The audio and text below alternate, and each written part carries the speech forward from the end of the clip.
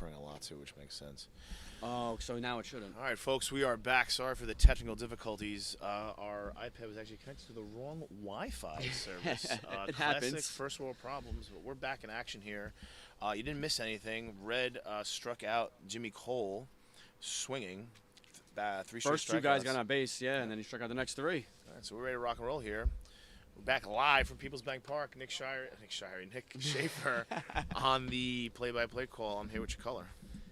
Okay, so now Juggernauts are coming up bottom of the first, and their lineup is very similar to what they use most of the day. You got Stant leading off, Tim McElrath, Ryan McElrath, and then Sarno batting fourth. And all four guys have been hitting Anthony at different points of the game. Stan hit some major home runs early in the tournament, but at different points, each of them have had big hits, driven in runs, home runs, base hits. So when they pick each other up, I think when one of them is struggling at the plate one game, the next one will step up. Yeah, both these teams have a nice, kind of this family vibe to it. They've all been playing together for a long time. Most of the guys, there's a couple, one or two have joined here and there, but oh. Can you do an announcement? The concessions close at 5:45.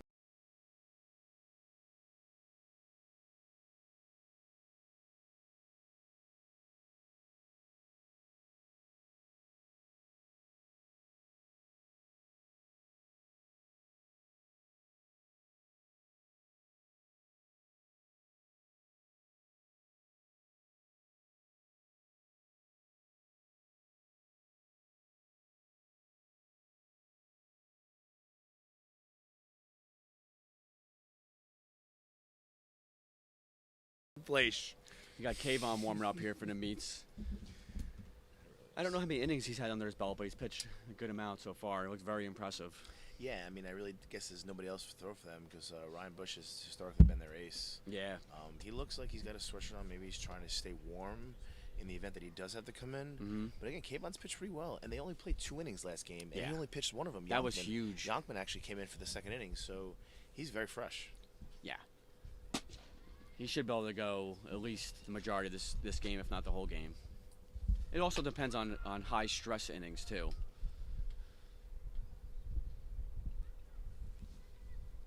Kayvon hides the ball well as a pitcher too. I think the ball jumps at you at the last second. He keeps it low by his lower leg. And we're getting some wind coming in now. We'll see how this affects the game.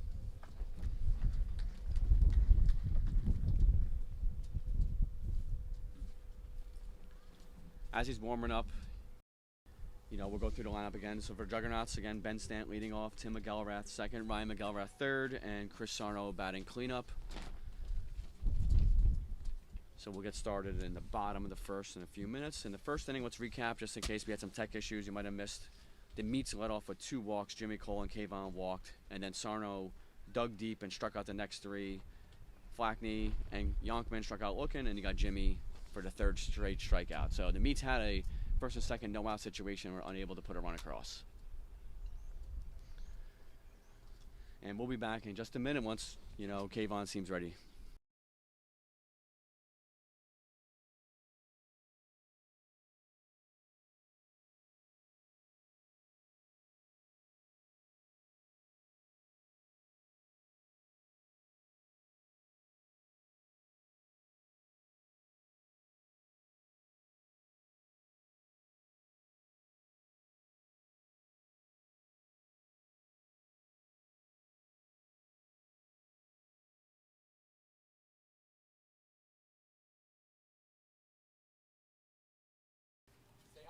Stant leading off here for the Juggernauts, facing Kayvon. They're both very familiar with each other.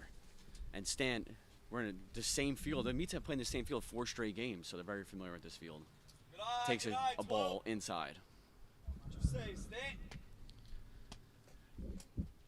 In this field, in the quarterfinals, he had 2 massive home runs, as we said earlier. He tied it up against Whitener, and 1 out to go to tie it out the extra innings, and hit a walk-off home run in the bottom of the 8th on a first pitch against Connor.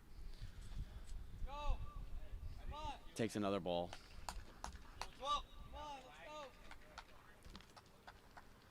2 balls, no strikes. I think Stant does a good job of commanding the strike zone. When he's ahead of the count, he looks for a certain pitch to drive. Here's a 2-0. Takes it low. 3-0. Not that warm-ups is everything, but Kayvon did seem a little off there and wasn't hitting the strike zone. You know, sometimes pitchers don't worry about that, but that might be a sign as his first 3 pitches are out of the zone. 3 balls, no strikes. I think he definitely green lights himself here. Takes a ball, leadoff walk. Good thing he didn't. Both teams have had leadoff walks.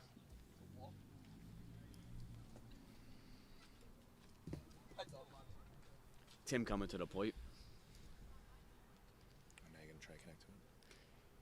Yeah, because it was on me. It was Man on on the press box first. live. And remember, if you get any extra base hit here, it clears the bases. 3 angles now. That's great.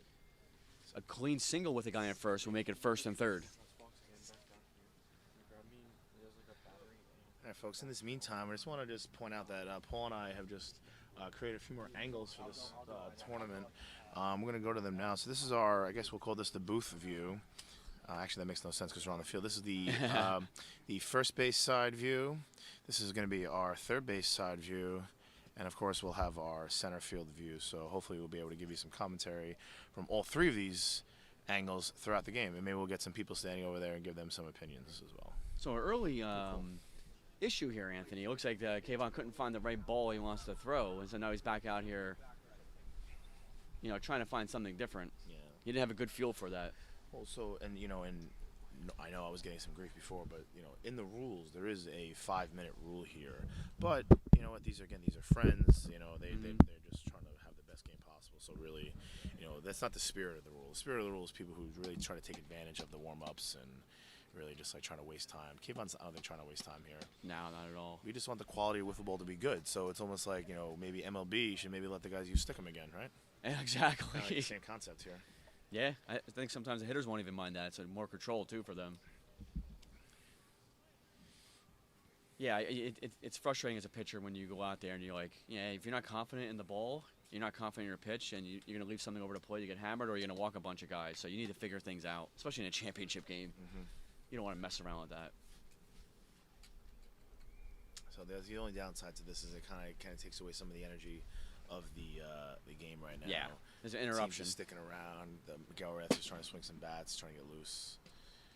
We had a few delays in the Juggernauts with Inc. game. Whitener got a little injury, and they had to go in the dugout and change pitchers too. And Connor had it was a good 10-15 minute delay actually in the middle of that game.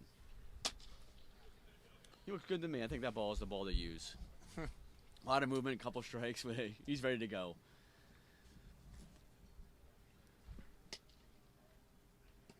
Coming up for the Juggernauts, Ben had a leadoff walk. Coming up is Tim, and then you have Ryan, and then Sarno after that. Here we are, back at play here, 2021 United Wiffle National Championship, the second year we're having it in York, Pennsylvania at People's Bank Park, home of the York Revolution. Man on first, bottom of the first. Tim McElrath at the plate. Tries to jump on that drop, and it just a little bit too far away from the strike zone. He kind of seemed like he expected that pitch, wanted to jump on it. 0-1 to Tim.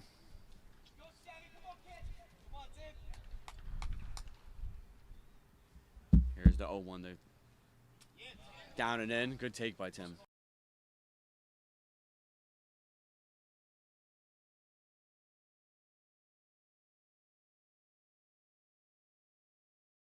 I didn't see it. Sorry.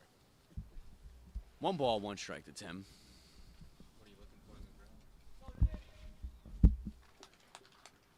Kayvon with a snarl on his face as he's pitching here. I like it. I like the snarl.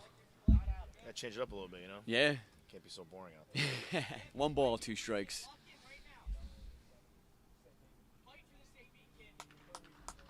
A lot of intensity early in this game. It's good to see. These are 2 intense teams. Tries to get him to chase 1 high. 2 balls, 2 strikes.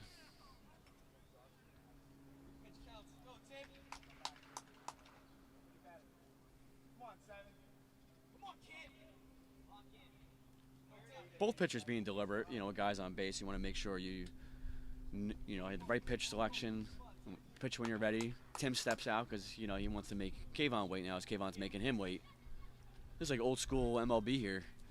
It's all about mind game. Yeah.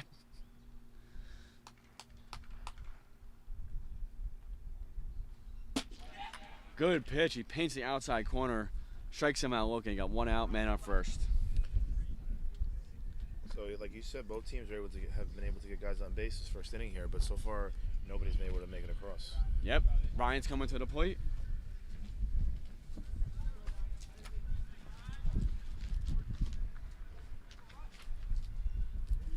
And Ryan had a 2-run homer in the semifinals against the Whippets.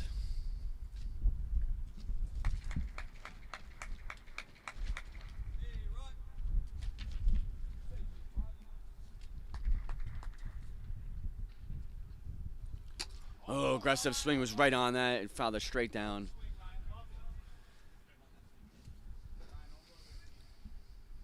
Kayvon coming straight at him, and Ryan, it was power versus power there. Ryan fouls it straight down.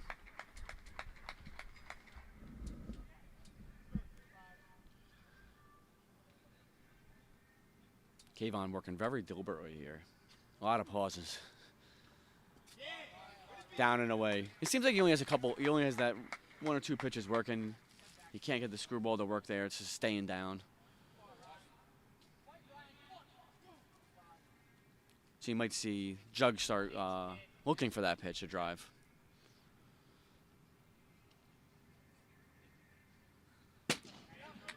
Pounds the zone there. And what's cool about Ryan, too, you see him choke up on the bat, and he still hits for very good power. I think it just helps him, get his hands to the zone quicker. Not many hitters do that, so it's a little unusual, but it works for him. I was just commenting, Anthony, how Ryan does choke up. It's slightly unusual to see power hitters do that. That's true. Though he knows he's got to be able to have a quick bat, and really any contact, the ball's going to carry. So it's kind of a smart move. I'm surprised more players don't do it. Yeah, and wiffle ball, the pitcher provides a lot of the power. You know what I like about this right now? He's using the I shouldn't say traditional, but it's pretty traditional in terms of fast pitch. Is the old Tommy Loco screwball bat, as opposed to the moonshot that most players use now. Yeah. The original Loco bat was a very cool bat too. Just outside. What would a changeup there look like? Ryan's really battling him here. So you got man at first, 1 out. Seems like this game should be about the 3rd inning by now. Yeah. Selfishly, I keep looking at that clock, and I'm going to start checking that GPS for the drive home. Yeah. Everybody, this is a lot of players, supporters. Ripped it foul, turned on that pitch. That was above the strike zone, too, Anthony. He just got quick at his hands to the zone quickly. We're talking about choking up on the bat. Yeah. Got on the barrel, too. Just couldn't keep it fair. I agree. That's a good example of that. Really turned on that inside pitch. And now Kayvon knows not to go there. So he's out in front. So do you throw him a changeup so he's even more out front, or you try to blow him away here? Yeah, it's a tough call. Maybe a changeup down and in underneath the hands. But you have to do it perfectly, though.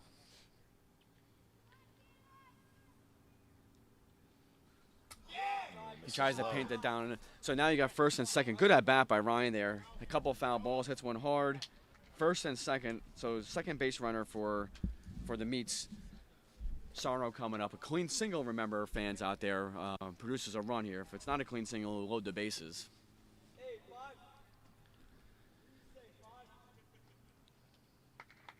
Sarno with his hands, traditionally his hands up high. There's your changeup, down and away. So it's good to see Red's dad here in attendance, sitting with them in the dugout. Red's dad has been leaving California for a while for work. He's actually going to be back in New Jersey, but made a pit stop here.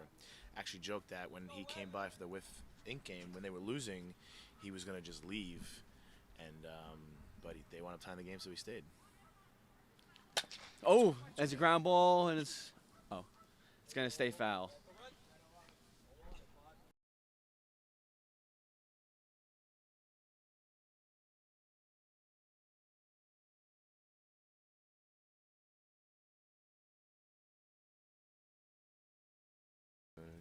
And speaking of Red's dad, Anthony, I played against him many years ago. So, very good player, very good slider, good hitter. He played for State of Mind with Jay. Mm-hmm. Played for a few teams, but that was one of the teams I remember. Yeah, he's made a few comments recently. He definitely misses the game. Yeah. He's definitely not playing because he doesn't want to. He's just, just sometimes life gets in the way. He just can't make the commitment, and it is what it is.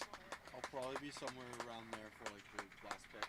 We have a few players that have sons in the game. Kenny Rogers too, and his dad plays. He That's still right. plays actually. I think he was actually supposed to play this weekend, and I'm not quite sure what happened, but a couple of players last-minute scratches to some of these rosters, and you know what?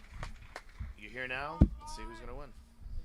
Sarno battling. I mean, Kayvon is each at bat is a struggle. If he gets out of this inning, maybe he finds his groove. But you got to get out of this inning. Maybe he'll benefit from a ground ball double play, like they say. It's a pitcher's best friend. He needs something to break the momentum here.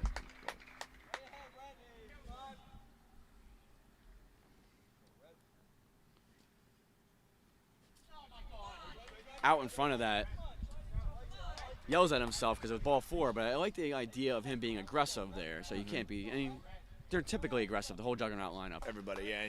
Kayvon did a good job actually taking something off that pitch. Yeah. It was almost like a change drop.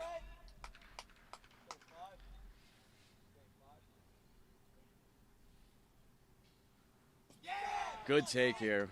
Loads the bases. So we got bases loaded here, 1 out. And Stan's, and this is not a matchup you want, you know, Stan up, bases loaded. You know where to put him. Stan has made an early case for tournament MVP for winning the game against Whiffing with the game tying home run in the Blast of those hits. 6th or in the 5th, and then a walk-off home run in the 7th or 8th. One against Whitener, one against Connor, and Anthony, that walk-off in the 8th was on the first pitch of the 8th inning too. They intentionally walked him the previous inning, but they could. You typically don't intentionally walk the leadoff hitter. We were talking about that, and they jumped on the very first pitch and launched it for a walk-off home run. They're going to give him Barry Bonds treatment, but not in the first, not leading off an inning. We got bases loaded situation here, 1 out.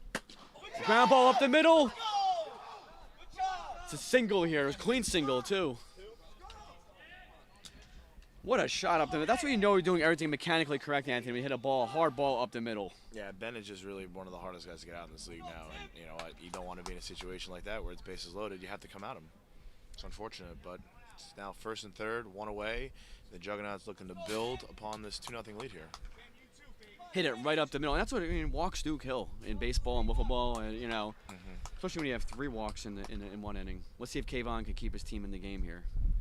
Ooh, a little quick pitch there. I kind of like that. Yeah. Pace. Yeah, that's a great veteran move, Anthony. Talking to the pitcher, get him off the mound, just encouraging him, and let him realize 2-0. We could come back. We had to score runs anyway. It's not like you can't expect a shutout. So and Meats can hit too. So this game's far from over if you can settle down. A lot of game left. Yeah, I like that veteran move there.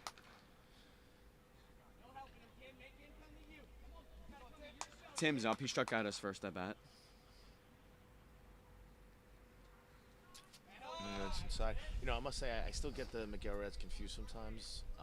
Maybe because they literally look alike. Yeah. But I think Tim is the one who participates in the home run derby. Yep.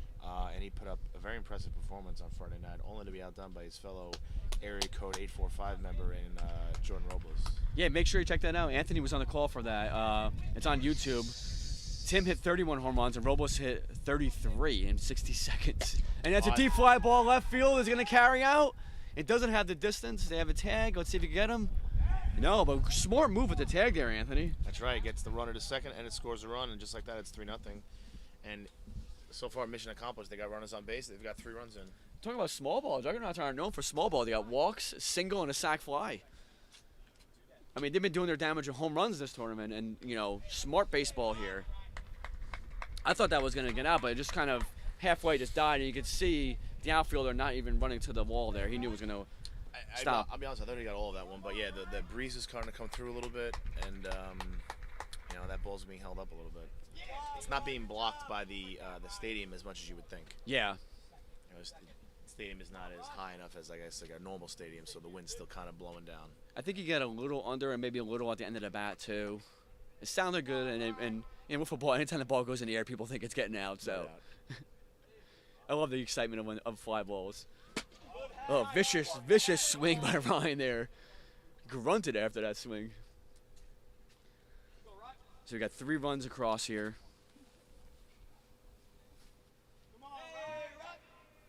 Three 3-0 Juggernauts at the moment. Ryan at the plate, man on second.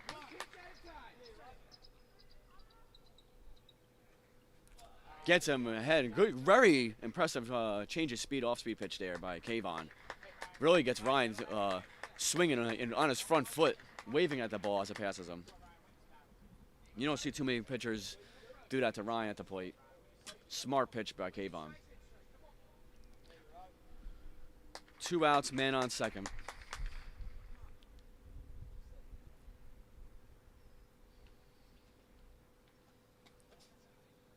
Did he hold? Let's see. This is the pitcher's call. They're trying to figure out if they think he went or not. It didn't look like he went from our angle, but it's not our call. Good hold by Ryan. Strong wrist to keep the bat head from crossing the plate. It definitely looked like he checked his swing there. Yeah, sure. That was pretty close. I thought it was a little close swing in there. I was on the other side. It looked like he might have held. Put it this way, Wilmer Flores didn't swing that much, and they called it a strike. Ground ball, and they take.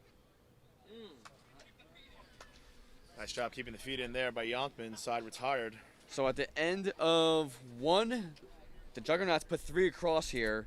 You had a leadoff walk by Ben, strikeout Tim, Ryan walked, Sarno walked, Stance singled to drive in 2, and then Tim had a sac fly. So like we said before, small ball Juggernauts, walk, singles, and a sac fly to give themselves a 3-0 lead. And the meets are coming up in top of the second. Kayvon leading off, Tyler, Caleb, and then Jimmy, if anybody gets on.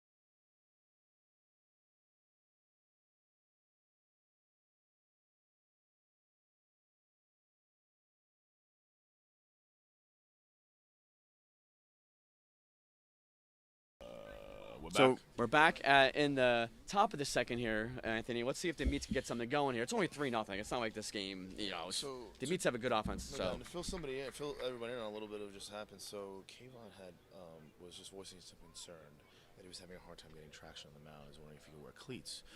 Unfortunately, in the rule book, it is stated that you cannot wear cleats. But we were saying again, gentleman's game. But this is where gentleman's game maybe doesn't go far enough, and they were like, no, he's not allowed to wear cleats. Not gonna wear cleats. I commend them. It's a competitive advantage, but for me, it's call. like, who cares? I think if it was an off-site field, definitely. I think it's more of, they might be afraid of the condition of the field. I don't know. Who knows? I mean, also if you're nice pitch by Sarno there. Like Kayvon, maybe you should have a different pair of sneakers besides Jordans. Yeah, backup pair just in case. Yeah, but it is what it is. I actually don't know how you pitch with high tops on. I couldn't. I can't even walk with high tops. Yeah, I can't either. That's a good call. I like the difference of pitches there, Anthony. He went with a low pitch and a high heat there. Gets Kayvon chasing. Yeah, that was a pretty good. That was a pretty good bat for red. 3 pitches, 1 out. Here comes big 23 Dolph. I assume that's for Dolph Ziggler, Tyler Flackney. And you said Tyler. I mean, you've seen Tyler play a lot too. He's a good solid hitter, all around hitter.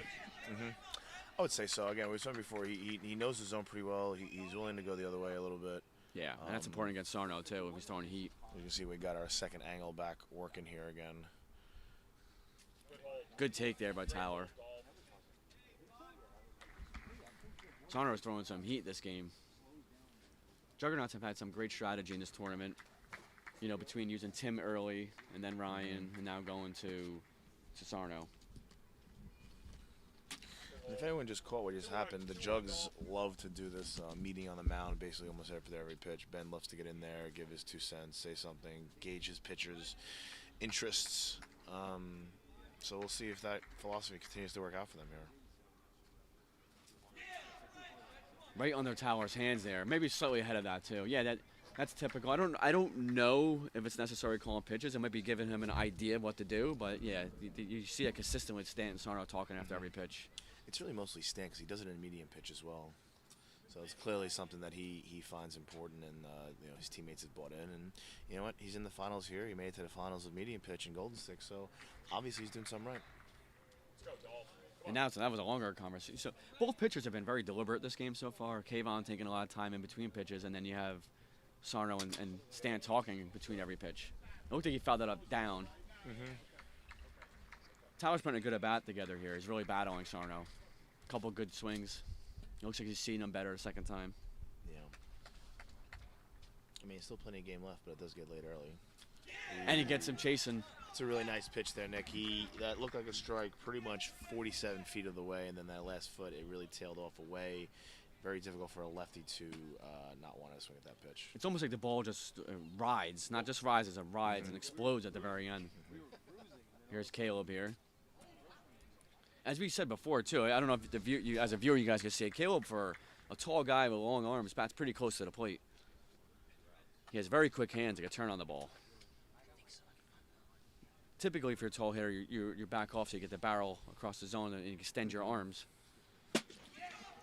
You know, that is true, but if you actually look at his bat looks a little short compared to other people's bats. So I wonder if that plays into why he stands so close to the plate. He just had some tremendous bat speed there. It was a hard fastball versus very good bat speed. We got 2 outs, nobody on base. Good take there by Caleb. And Sarno slipped a little bit on the mound, it looked like. Well, maybe Sarno will change his tune about changing cleats. Yeah, Yonkman, of course, making his trip from Indiana for this tournament, representing the great Circle City Whiffs. Good pitch by Sarno, high in the strike zone. That's a nice healthy hack there, a little on top of that drop. 2 strikes.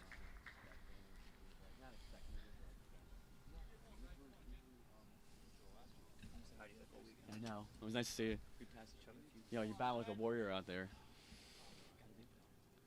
Here's the 2-strike pitch. Catches in the inside, tail back from left to right, and able to strike him out looking to end the inning. We're heading to the bottom of the second, and it's 3-0 Juggernauts. Good, very good, impressive inning there, Anthony, by Sarno. Struck out Kayvon, Tyler, and Caleb. Yeah, that was well done. That last pitch was filthy. That pitch basically moved from behind him to the outside part of the box, and yeah, it's a good pitch. I, for some reason, just put this together. The Meats have 3 lefties in their lineup.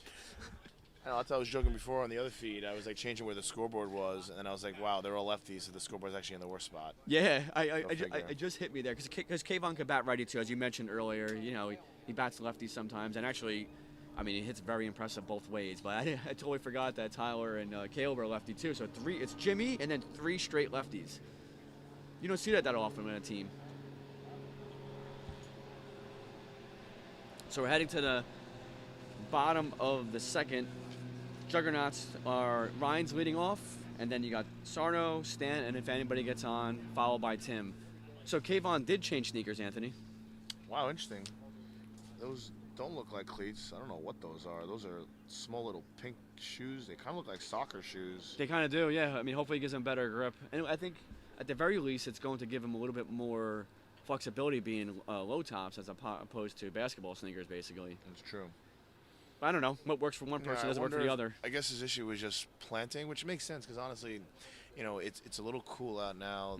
Whatever water is on the rug from just a long day of whiffs is going to be on the rug. And there's nothing you can do to dry it off. So you kind of just got to overcome adversity, find a dry spot, and figure it out, as they say. Yeah, because he desperately needs a shutdown inning here.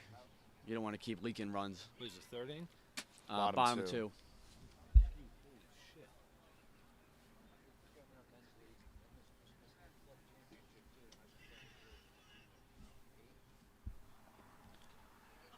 Sunset behind us too.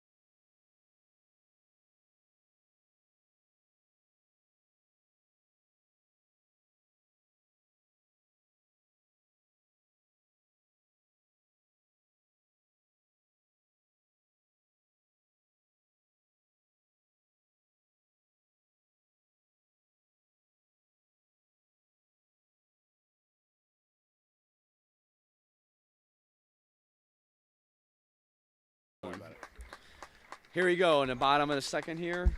The Juggernauts are trying to add on. They're up 3-0. And Sarno leading off here.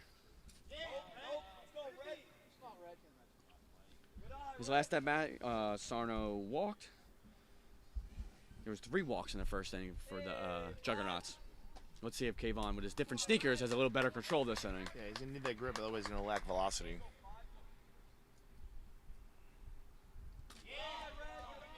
He keeps coming short on that drop, which is never a good sign when you're coming up short on your pitches. That means you're just tired. Have you heard anything as far as if the Meats could use any relief pitchers? Anybody else available? Have you heard? I mean, again, I think that it's going to be Bush, if anybody, but I don't know. He didn't throw today. Came out, that was a little pitch there. Yonkman warmed up last game, pitched an inning. I'd guess maybe he would be the guy because he's the loosest. Yeah. You know, Ryan Bush doesn't look like a guy who's going to take the ball today. I don't know if he's injured. Not really sure. Yeah, it's tough to tell. And it's hard to tell, like, whose arm feels loose, the healthiest. Just missed. Good take there by Sarno. Kayvon does look, I mean, I know it's a 3-ball count here, I believe, but he is, he does look a little more free and easy here.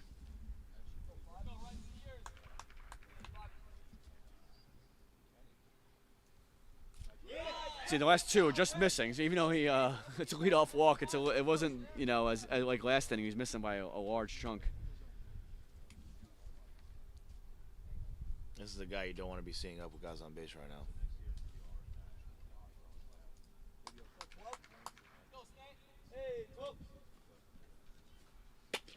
There's a pop up to the pitcher. Oh, okay. Pop up to the pitcher. You got an out here. You have to be careful, though. Sometimes around the mound as a pitcher, you got to watch your footing as you're catching a pop-up. So that was I don't know if anyone heard, that was a smart call by the Jugs there with the infield fly rule. A lot of people in whiffs, with a little dinky pop-up like that, they'll let the ball drop and then try to turn 2. But what the infield fly rule does, if the offensive team calls the infield fly, then they no longer have the opportunity. They can just catch it, and that's it. And if they drop it, then it's a single. I mean, if they let it drop, it becomes a single. Yeah. Nice little slider there. Took something off that. He did. It kind of, I mean, he wasn't throwing at that speed before. He was throwing harder, so I think it totally fooled Tim. Man up first, 1 out.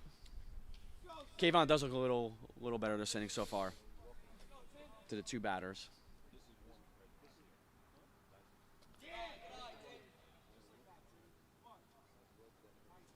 Sometimes it gets in your head, Anthony, too. If a pitcher, has an issue with the mound or his landing or how something feels, it gets in your head. It's not just throwing the ball. Yeah, and then then you're focusing on other stuff, and then you're not really giving your all to your pitch. You're worried about your plant, and then you're worried about your location. Or you're annoyed you can't wear spikes possibly, Yeah. so it could be very bothersome. High heat there. I think Tim got a piece of that. I think he did, but regardless, it's still 2 strikes. Somehow it registered a 32 on the gun up there. There was no way that was 32 miles per hour. Oh, the throwback to the pitcher. Good catch, Danny Lanigan. If that's 32, I could throw 7.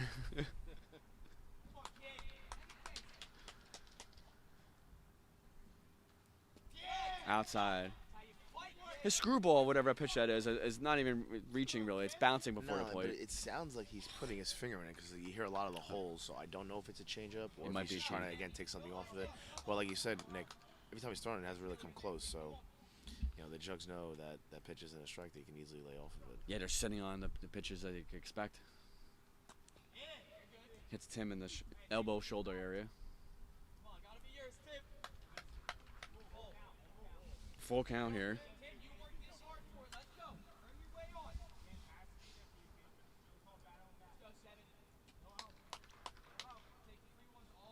Tim's taking deep breaths. He's ready to. He's probably create a little zone for himself.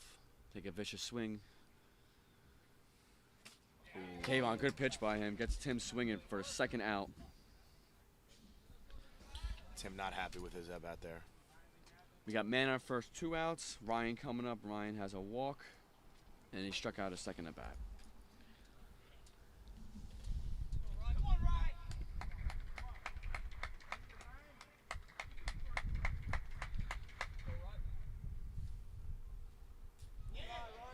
Stayed a little outside there. 1 ball, no strikes. Come on, 3-5.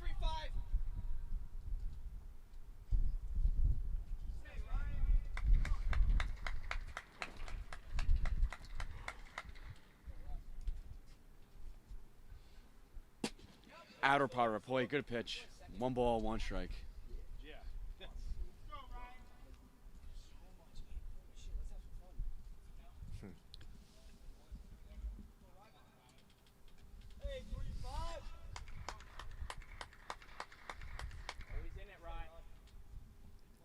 Here's the 1-1 from Kayvon. Tries the riser, hit the grass early. Yeah, that hit the grass, yeah. He's still having problems with his landing. You can see this here. Let's go. Push us to a 3-1 count. He's fixing the mat here. And I just think he's letting it get to his head right now. Yeah. And this is not a knock on Kayvon because it happens to a lot of players, but Yeah. he's just too much in his own head right now, I think, and he's worried too much about his plant foot, and it's affecting his other pitches. Good pitch there. That had good velocity. That was definitely a lot faster than 73. Yeah. That's when we know that the gun is not 100% accurate Well, there. I think the gun struggles when it's a drop because Yeah. the ball moves in so many directions. Because it gets it while the ball's going up, and going up it might have been going 73, but on the way down it certainly was screaming closer to. Yeah, a number of people 85. have commented the drop is not accurate on the strikes. I mean the speed there. A little change of speed there. Stayed outside, trying to get Tim to Ryan to chase one.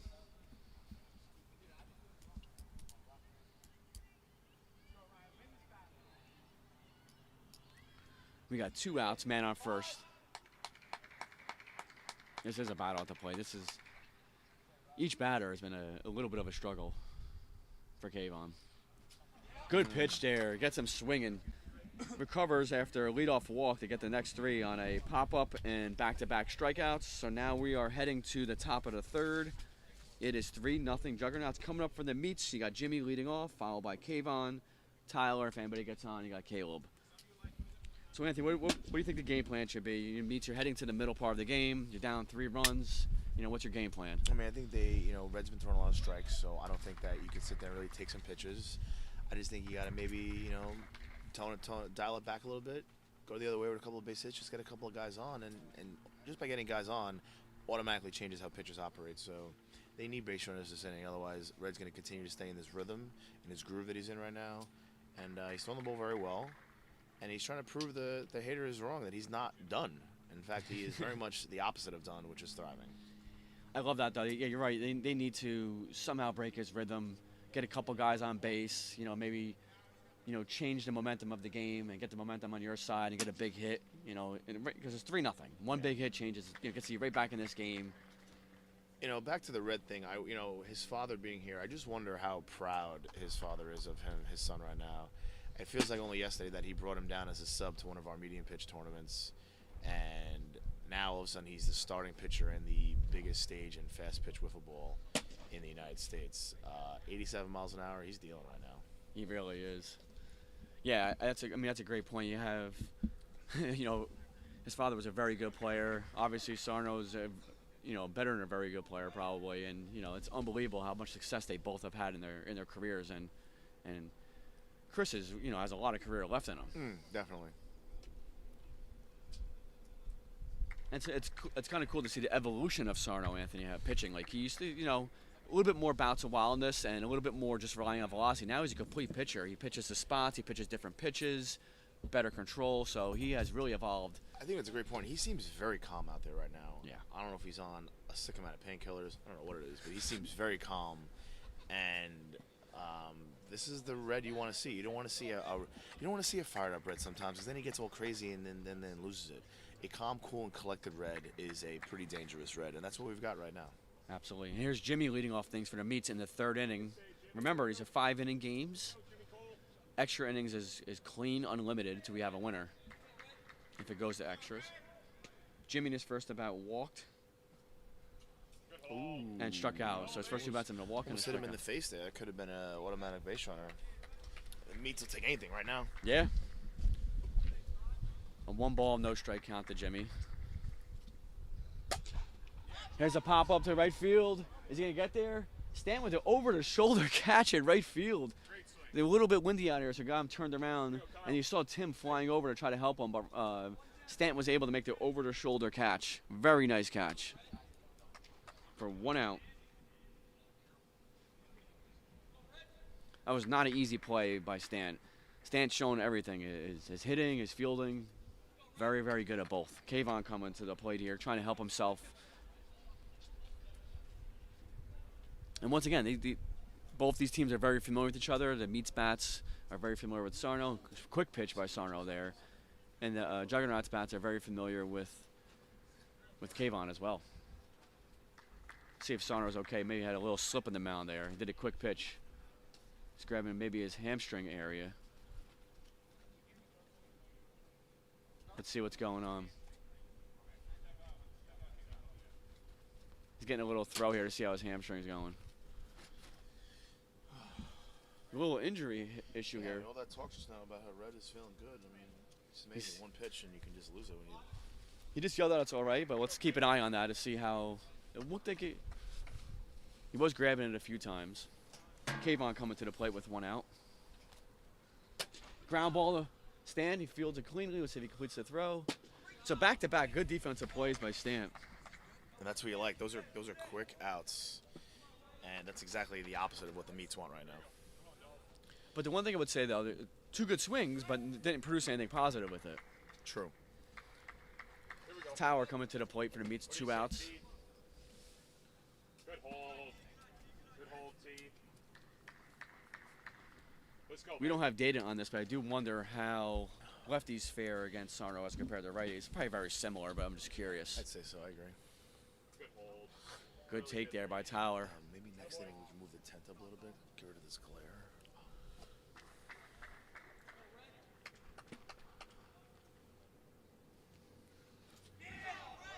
Tower very aggressive there. A little out of the zone, but he wanted to drive that ball. The Meats have to remember they're not going to hit a 3-run home run with nobody on base. Got to be patient. Yep. Drop base hit up the middle. Yeah, ground ball hit up the middle. Single by Tyler. Man on first. Caleb coming to the plate. So they do have three balls, hit pretty hard. Fly ball to Stanton, short right. Ground ball to Stant, and now Towers hit a single up the middle off of Sarno that deflected into center field. So the Meats could be a little confident that they're seeing the ball better. Caleb coming up. So the Jugs are going with 2 outfielders and 1 infielder here, changing it up. They need to change their defense up a lot. Last game, I was watching them, they went with 3 outfielders and just the pitcher in the infield for one of the at-bats. They wanted to make sure they had a no-double situation.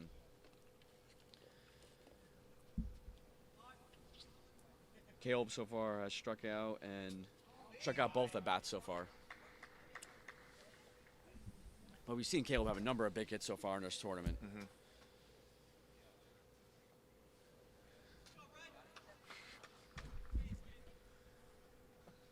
Hits the outer part of the plate.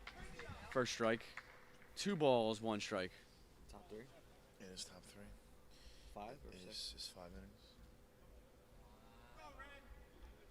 innings. 2-1 count. Ground ball. Yeah, that's what, no infielder here. So a clean single makes it 1st and 3rd. Way to go with the pitch. I don't know if that was intentional, Anthony, but it worked out. I don't think so. I think that was totally an accident. Yeah. There is 1 out. No, it was 2 outs. Sorry.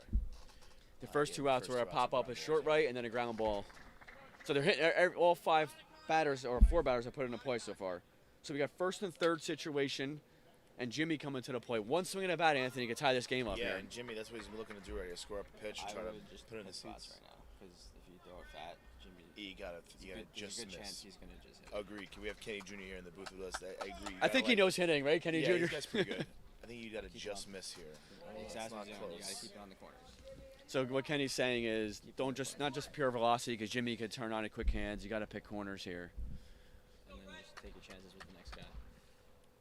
Here's the 1-0. Oh, he swings right through. I mean, Jimmy swung so hard there. He I lost mean, his that footing. was That's ballsy. that was a risky pitch. Because if you don't hit that spot, Yeah, that ball is over the roof. you have to throw it there. And Stant might be telling Sarno that on the mound. 1 ball, 1 strike. Good eye by Jimmy, not expanding his own there. Hell of a miss. My favorite. 21. Good discipline. So it's a 3-0 lead, Juggernauts. We have 1st and 3rd. Jimmy's a tying run to play here in the top of the 3rd. That was just a nasty spot. That was You disgusting. can't. It's to hit. It's so hard to hit.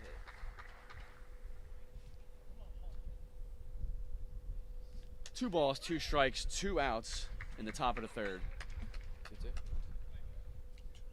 2-2. Foul. Did he foul back to the struck him out, fouled it right back to the catcher. So Sarno was able to work out of a jam there with Jimmy. And he had a good cut on that, Anthony, too. Yeah, and that's super frustrating that you foul tip it into the zone and it's an automatic strikeout. You don't get the bonus foul tip here at UF. So he got a good piece of it. Unfortunately, hit the zone. Side retired.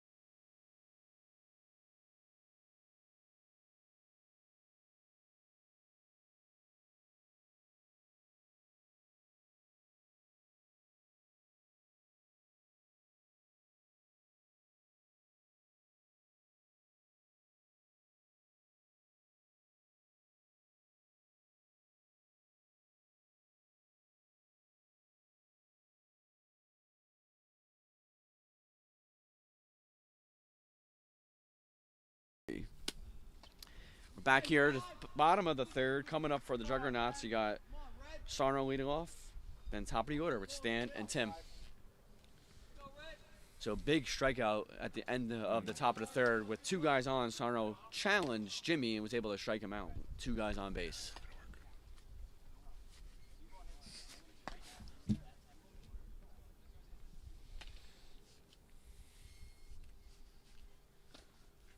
Kayvon trying to have another shutdown inning here.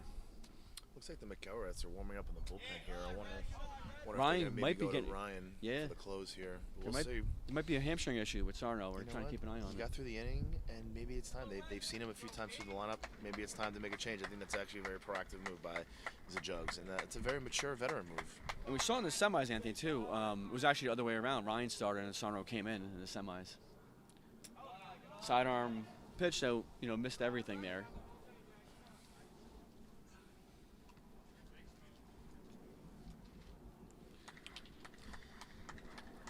And if you're the Meats, if you're Juggernauts, you want to try to expand this lead. But yeah, no doubt. You want Kayvon to kind of pitch himself into a hole here and try to capitalize. Get some base runners again. Yeah.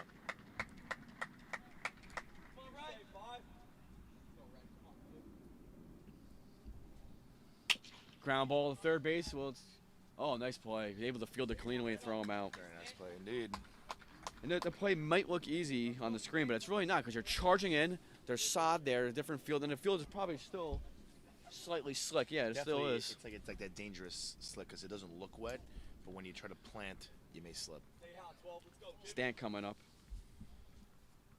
He had the single earlier with 2 RBIs that drove in the 2 runs. He's an RBI machine. I love in wiffle ball when the batter looks at the pitcher and says, "Nice pitch." Stan just did that there. Very complimentary, yeah. Yeah. You don't see that in most professional sports. Well, you know what? In wiffle balls, it still has that art to it, right? You appreciate when someone throws something nasty against you. Quick pitch there. I think that was at least his second, maybe third quick pitch he's used. Hey, listen, you gotta try to change it up here. I commend the quick pitch because you gotta keep the rhythm different for the batters. Hey, 1-2.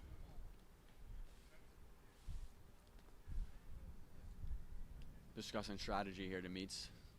So, the Jugs are actually a little shorthanded as well. They were supposed to have DNAP, I believe, as their 5th. That's sick, right? And unfortunately, DNAP had to have ACL surgery after the Open this August.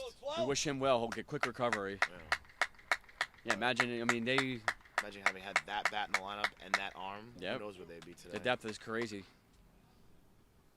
They'd probably be in the same position, to be honest. But they talking about how fresh they are. They'd be even fresher. Yeah. That was off his arm for a ball, it seemed like. Stanton's in great hitting position here. When he's ahead of the count, he's even more dangerous.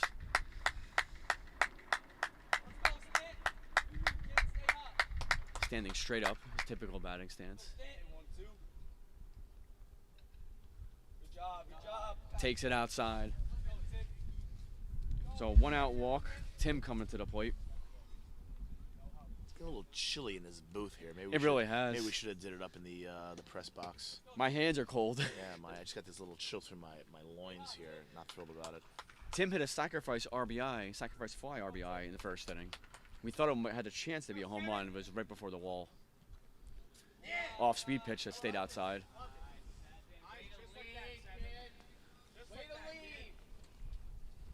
Come on, Tim.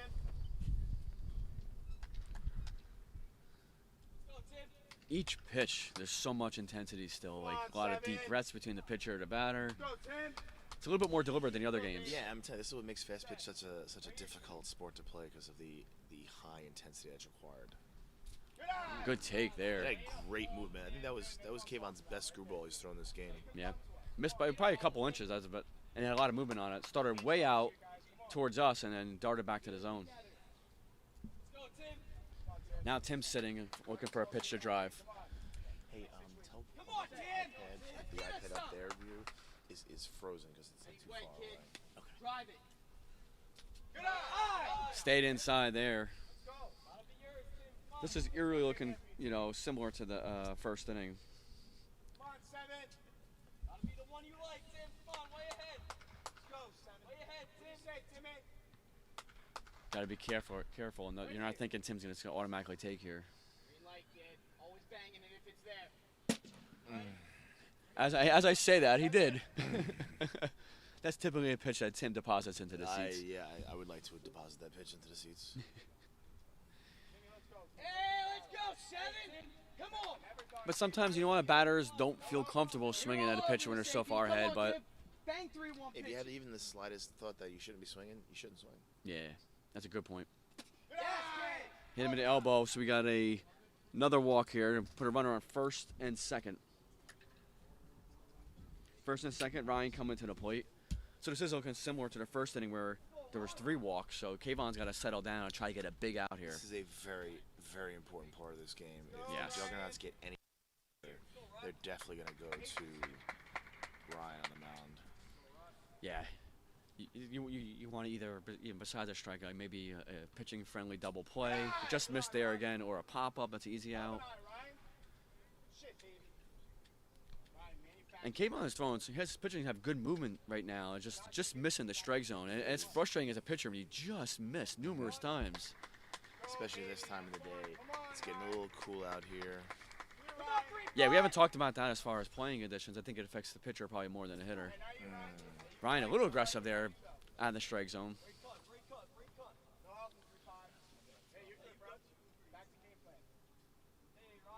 So we're getting the speed gun on the throws back to the pitcher. It's kind of funny. That was 27, the speed of the ball thrown back to Kayvon. Ryan looked for a pitch to drive, get some RBIs. Just missed. Kayvon is right there. Yeah. He's just enough off. He could turn it around quickly though. You could see he's getting closer to the typical Kayvon. Green light and bang it, kid. He hangs it, you bang it. Let's go, 3-5. Good pitch there. He made a little adjustment there you saw from the previous pitch. And as we saw earlier in the day, Kayvon was fantastic, both pitching and hitting against C4, helping them advance in the playoff round. That's a risky pitch to throw right there. That was right down the center of the plate. If he throws that again, Ryan's going to make him pay for it. 2 balls, 2 strikes.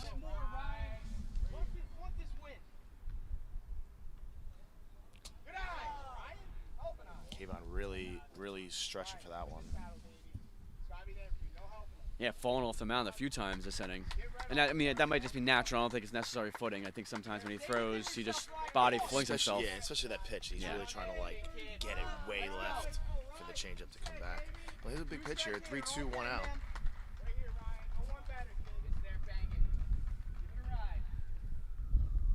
Ryan fouls off the end of the bat.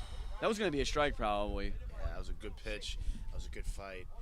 Another frustrating thing for a pitcher, when you think you make a good pitch, you're going to get him out, and somebody just fouls it off. Don't know what pitch Kayvon's going to throw here, I'll be honest with you. If I was him, I'd be very, I don't know. I know it's risky, but I'm maybe not him, high 'cause heat. I don't know what I'm throwing. Yeah. It might be risky to do a high heat out of the strike zone, but then you risk walking him too. You gotta make him put it in play, I think, here. Oh, and that was a dangerous pitch. He fouled it straight back. That's the one he got away with before. Ryan just missed that one. The Juggernauts are just too much right now. This is a battle here. Kayvon's battling, Ryan's battling. You win this.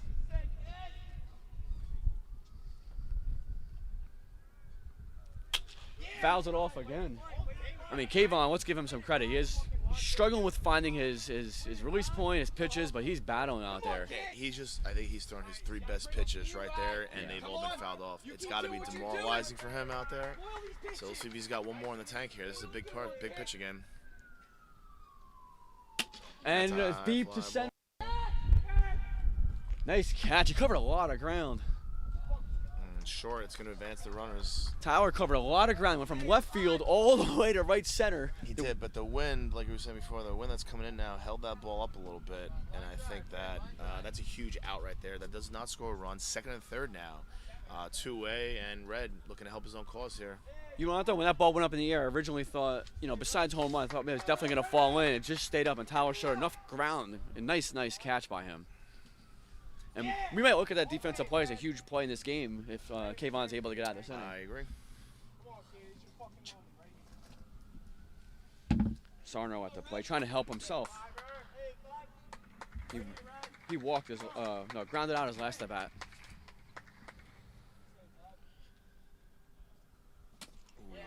That hit. I think it was the outer corner there. As Red said, that was a disgusting pitch. That was that changeup he was throwing to Ryan last at bat, and he was able to that one. He got off the corner. That was pretty filthy.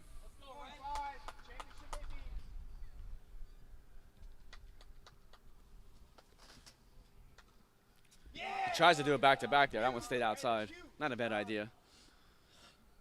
Let's go, Red. Keep battling, kid. No help. It's gotta be there. Hey, 5. Give me up, Red. Anyway up. Go, Red. Go, 5. Trust some hands, kid. Keep all your ball. Okay, Red. Come on, 5. Oh, he gassed him there. 87 on the gun, it says. That was a nice pitch. That might have been his fastest pitch of the game. He's really rearing back here. Kayvon knows this is it, really, probably for him. Yeah. 2-2, 2 out. That would take a good spot, too. I would think it was the lower inner part of the plate. That pitch did a good job of dipping down right away and then really just rising up. That's a perfect pitch. It was hard to tell from our angle, but it looked like it was more inner than center. I would agree. Here's the 2-2. Tried to come back with the same pitch there, Nick. Yeah, just missed. How many times have we said Kayvon just missed? A lot today. Too many for him. He would like. Here we go. Full count. Full count, 2 outs, 2 on. This is a giant pitch because even a clean single scores 2 runs. They do have the base open though, but Yeah, you're right. you know who's on deck. Yeah, you don't want to mess around with that.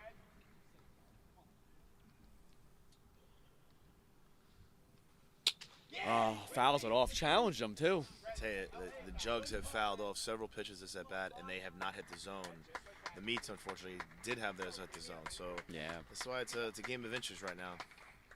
exactly. Kayvon is battling out there. I love to see it. This is really high intensity battling going on right now. Battle level hard. Battle level is high here. Here's the full count. What an at-bat by Sarno there. It's really good. Works a long count, fouls off a few pitches, loads the bases. I'll get you back next week. Bases loaded, and here comes Stan. The one batter you don't want to see with bases loaded. I bet if Stan hits a base hit here, he's basically locked up tournament Sunday MVP. He walked his last at bat in a tough at bat too. He has a double RBI single in this game, just outside. This is gonna be interesting to see how Kayvon approaches him. I think you don't want to walk him obviously and give a free run. You almost have to pick your spot when you're gonna challenge him. And it's already 1-0. You don't want to start going down 2-0, 3-0 here. This might be the pitch he challenges him.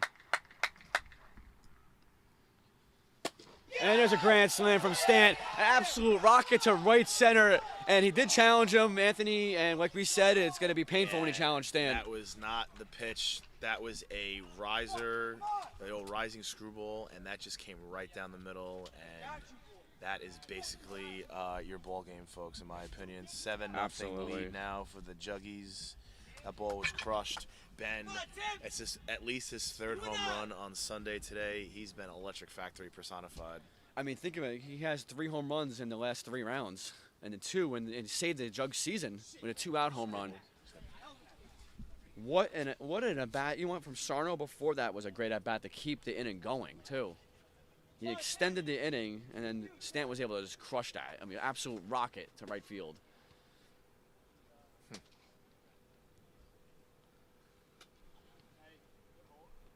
Sometimes you hope for that that Storybrooke final with.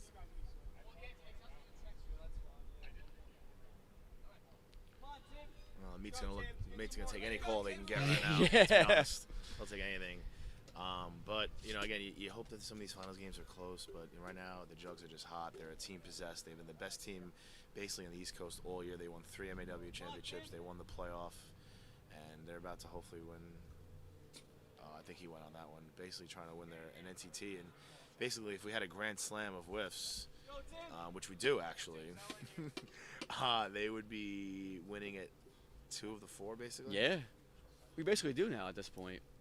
I mean, they won MAW in September, and they're about to win this in October. So in 2 straight months, 2 major, championships. Obviously, this is the national championship. So If they, ground ball to third. Very nice play. Can he complete the throw? And he did hit the bottom part of the zone. and he actually could have stood up there.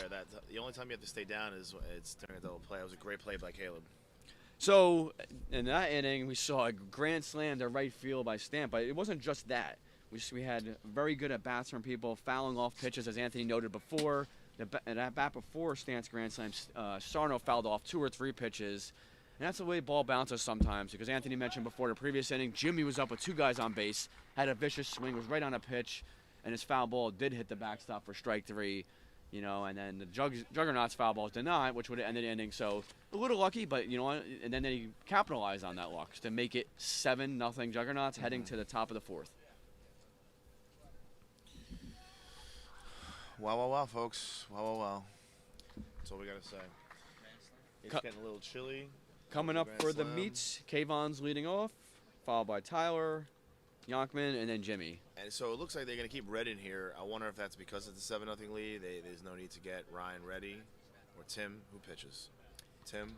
Yeah, Ryan. Tim pitched early For Christ's sake, yesterday. guys. Ryan pitched today. Tim was pitching yesterday. I'm so bad at remembering who does what because I feel like they both do everything, right? So Yeah, like, yeah. I don't know. And they're both good fielders. I mean, it's No one- crazy. Well, Ryan's wearing the white, right? Yeah. All right, No, Ryan's 35. Jesus, Mary and Joseph. That's the All way. right. That's the way I Tim- remember. Tim is the white Yes. shirts. Ryan in the gray shirt. Red and Stant, of course, shirtless. Ryan's been pitching. He pitched a little bit in the he pitched the quarterfinal game and some of the semis, and Sarno came in relief in the semis. Tim pitched a lot. I think he pitched all day on Saturday, from what I understand. Very much a team effort here, the Juggernauts. Everybody contributed majorly in some way, Saturday and today, the championship day. No doubt. Now, if you're Kayvon here, you basically have to, have a good at bat. You got to throw away that home run. You got Yeah. to come in here and just clear mind and just have an at bat.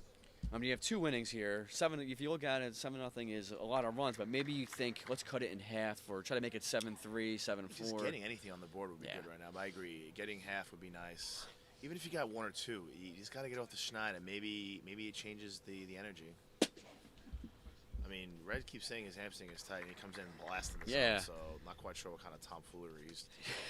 He looks free and easy to me. Yeah, it looks fine to me. Again, a calm, cool, and collected Red is a dangerous Red. It's a Red who's not done. Tell you who is done, in my body, because it's cold right now on this field. Temperature really has dropped the last hour and a half. Not happy about it. That's right. We're at top 4. We're 2 innings away here. Thank you for those who are joining us here on the YouTube feed of United Wiffle. This is the 2021 National Championship. Nick Schaefer here on the play-by-play. I'm Anthony DiOrio. Nick, 2 at-bats left here for the meets. What are they going to do this inning? We said we got a couple runs, but what are they going to do maybe at the plate here? I think, like you said, little positives. So leadoff hitter is always a good idea for offense that needs to get going. And, I think a leadoff, couple walks, and they need some help. They're not going to just come back on hits. You're going to need a couple walks. You're going to need a little bit Sarno to get wild, and you need to capitalize on that then. So small ball and then big ball, I think, will get you back in the game. It's true. A couple of bloops and a blast, and all of a sudden we got ourselves a game. The meets are, a very potent offense, and they've been showing it yesterday and today as well. There's a little, nice catch by Ryan. I thought that was definitely falling in. He made that look easy. That was a tough play. I thought that was definitely going to go over his head, and he took a couple steps back, jumped, and caught it one-handed righty. Kayvon is not having any luck so far today, hitting or pitching. He's having some frustration out there. Yeah, he's had a hell of a tournament though. So I mean, sometimes Let's go, Dolph. the meets have had a hell of a He's just going to tournament. have to show up to goal next week. And wow, that was a nice change up there from Red. It's a nice change up. And let's not forget, Tyler made a very nice running catch in the previous half inning. Started out in left center, ran all the way over right center to make a catch. Sarno's really feeling it now. He is rocking and firing, as they say. That was 91 on the gun. Straight gas here, top of the 4th. 91 in chilly conditions and having thrown a number of innings already, too. 91 again. the ball just jumps out of his hand. It's just literally just like. Whew.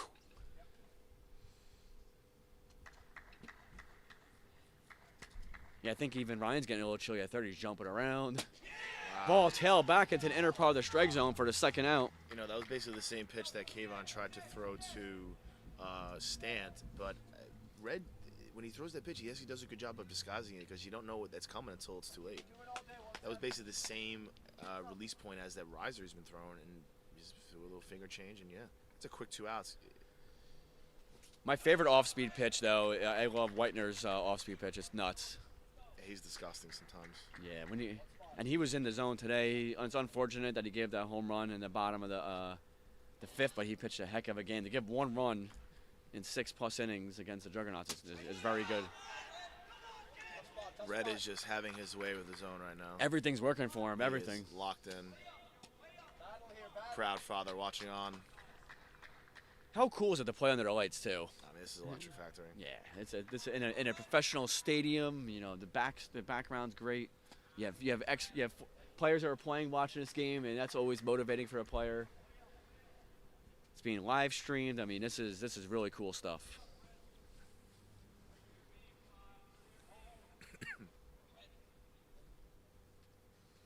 Look, free and easy. He just walks off casually in the mound, and a 1-2-3 inning, a nice catch at third, and then back-to-back strikeouts. So we're gonna head to the bottom of fourth. It's 7-0 Juggernauts.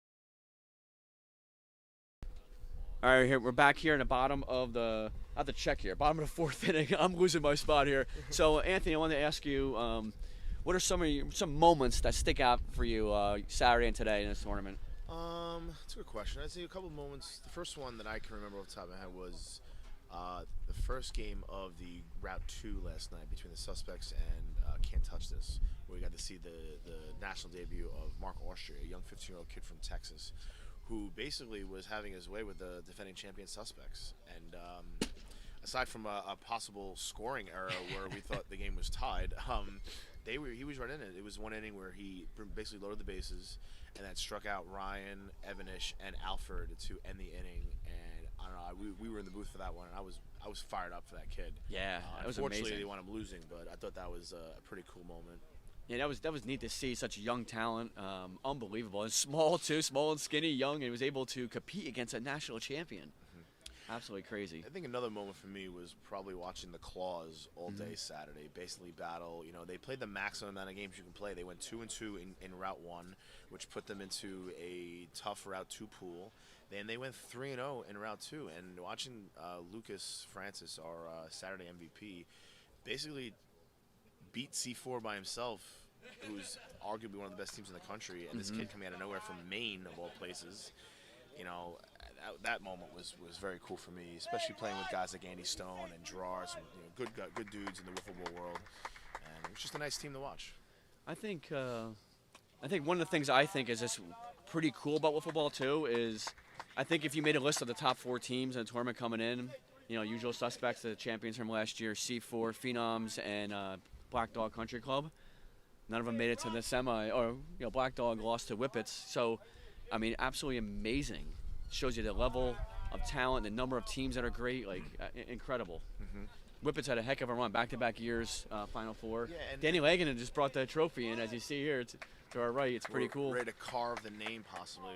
You got to wear gloves like the Stanley Cup, though, Danny. That thing is gross now. It's got your fingerprints on it. Is anybody gonna treat it like Ovechkin? Trophy for. As Kayvon's back on the mound here, Ryan leading off.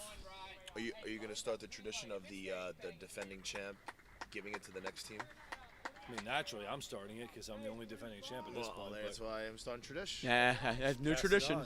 Pass it on. Another cool moment, Anthony, I think, was how electrifying the home run derby was on Friday. I mean, the people were going crazy, a lot of energy. It was absolutely, I mean, it was mob scene. There was a lot of fans here for MLW as well. Like, it was an incredible atmosphere on Friday. I agree, and watching some of these guys, again, even though the fence might be a little short, and we're hitting a plastic ball, but still watching the ball go 200 feet in the air is very exciting. And then the format having as many swings as you can in 60 seconds is also just very exciting. Yeah, a lot of long blasts that day. And to see both Tim and Jordan hit over 30 home runs. It was insanity. Yeah. Actually. And if you haven't watched it, we said it before, it's on the UF YouTube page. Make sure you check it out. Oh, a little change of speed there. Gets Ryan ahead. Good little fish. Kayvon's still battling out there. It is still Yeah, I'd say you about got to give pride. it to Kayvon. He's sitting here really battling, and he doesn't deserve to be down 7-0 the way he's been pitching. Definitely doesn't. But unfortunately, he is. So that's Yeah, he struggled the first inning, and I think he found himself in the second. And the third, he was a few pitches away from escaping. You know, it wasn't just he gave up 4 runs in the third. He could have been out of that inning with no runs. You know, a couple foul balls here and there that really damaged him. I think the at-bat to one of the McElrath brothers, of course, I can't remember them, which one. But, he had those, 3 or 4 foul tips that missed the zone and wound up earning a walk there. I think he earned the walk, correct? Let's see. Tim walked and then Sarno was it, walked. yeah. So I think those 2 at-bats, walking those guys, really kind of deflated Kayvon, put him in a bad situation where Ben was up with bases loaded, and Ben does what Ben does today, and that's hit a bomb. And not just a home run. I mean, he's crushing the wiffle ball. Yeah, the last 3 rounds especially, just absolute crushing it. Ben also Gets very Sarno out in attractive. front there, off-speed pitch. I think I've been under on my attractive comments this weekend. Just saying. He's been featuring a lot of off-speed pitches the last 2 innings.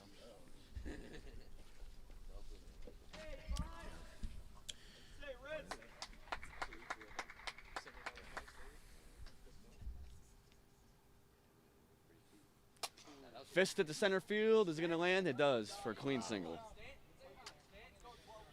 Again, I wonder if Ryan Bush might not be healthy out there. I think Ryan Bush dives to that on a normal situation, but there he did not. He pulled the Roger Dorn. Dorn. Stan coming up. His last at bat, of course, was that rocket to right field for a grand slam. Yeah, 2-run shot here really would just put salt on the wound. Against Whiff Inc., he put one about 10-15 rows deep over the netting. It was a 3-1 pitch against Whitener. They're down to their last out, and it was down and in to a lefty. It was a pitch, that's a zone where you don't usually go to against a lefty. You don't want to, and he just, no doubt, right away. Yeah, and then even to build upon that, Connor was even frustrated when he got walked off on Ben because he felt it was a waste pitch that he was throwing. Yeah. And he wound up still hitting it out. Oh, gets him out in front. Oh, that was the pitch he wanted to throw last inning, and that time he pulled the string a little bit more. I think you're right. Kayvon just smirked there, too, saying that's what I was trying to do. Nice pitch. Love the confidence Kayvon coming back with what's hurt him so far. Got man on first, 1 out. Bottom of 4. Still bringing it up there, 84 miles per hour according to the gun.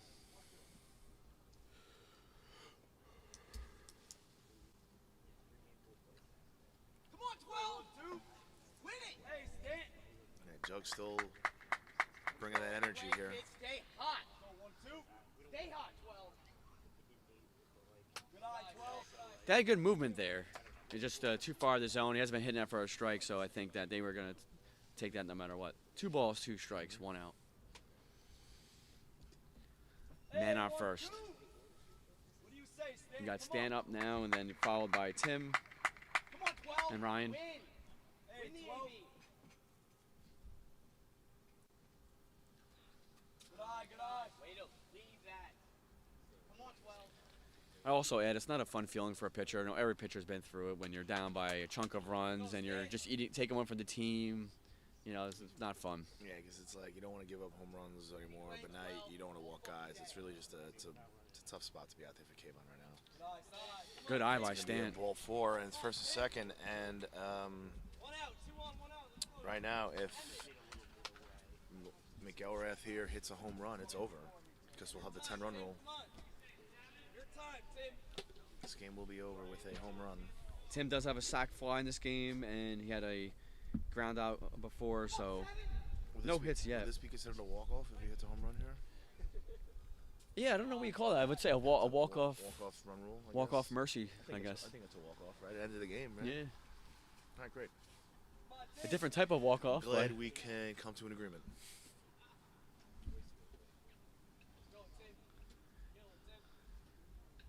Kayvon digging deep in this inning. Oof, there's that pitch again. I'd have a hard time laying off that pitch, but that's probably why I'm sitting here in the booth. I mean, Juggernauts just keep bringing it batter after batter. They're all four batters are tough outs. They've got the mentality. It's a 0-0 game out there, and that's the right Yeah. mentality to have. No lead is safe in whiffs. You never know. Something can happen next inning. You just never know. You want to get to 10 as fast as possible, because you don't even want to give the other team a chance to even sniff that they have a chance. And especially, let's pretend this game was in the middle of the tournament for some reason. You don't want to give away at bats. You want to keep your positive momentum and your good habits too. I agree.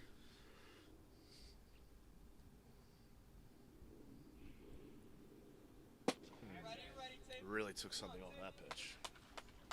Something special. Let's go, Tim. You got one out, first and second. Tim at the plate. Ryan's on deck.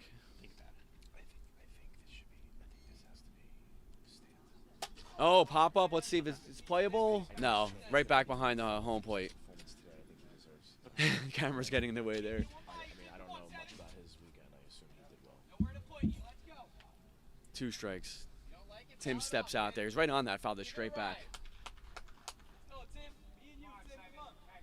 Come on, One of the things I hope for the future of Wolf is we could get exit velocity. I would like to get that. I keep guessing numbers. Good fight. Well, I would say on both Ben's home runs, those exit velos are definitely Giancarlo Stanton-esque. Yeah. Who's Mike Stanton? I know. I said every Marlins once in a player while. Circa 2012. Now he's Giancarlo. Win this 7 right now. Tim battling here. Here's another bat, Anthony, with a lot of foul balls. Really making Kayvon work. Able to hold. It's a great hold. Very, very good at bat. To load the bases. And I think this is going to do it for Kayvon. Jimmy Cole is coming out to the mound here. I think he's going to take the ball from Kayvon. They're having a talk at least. Kayvon is not giving him the ball, and he's not taking the ball. Wow. Yeah, and sometimes you get that, you know. Kayvon actually turned his back a little bit. He's like, you know, he's not a lip reader, but basically like, no, you're not taking it from me. Challenges Ryan there. And I mean, really, and what is Strike the one. what is the point? I mean, you're going to take forever for someone to warm up. It's cold out. You know, you just hope that Kayvon can get out of this. There is one out. Double play can get out of the jam here, so it's not like you know, it's not like they have no chance to get out of this inning. But I like Kayvon's moxie. Just give him the ball. He wants to finish what he started. Oh, I'm giving him a heck of a lot of credit. He's been battling all game, all tournament. Just missed being a wild pick. I mean, nothing to be ashamed of here. I mean, actually, they should be very happy with the success they had this tournament. I think they'll reflect on this down the line and be happy with how they performed and beat some very good teams along the way to get to the finals. And they understand. They pounded the Lemonheads the game before, you know, so they were on the other end of a 10-0 game. Good, couple good pitches here by Kayvon too to jump ahead in the count.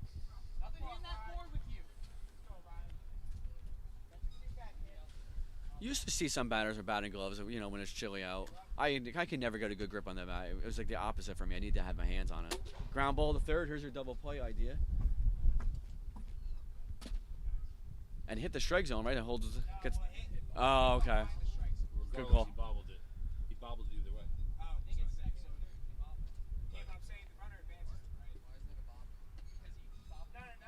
We're trying to figure out what happened here.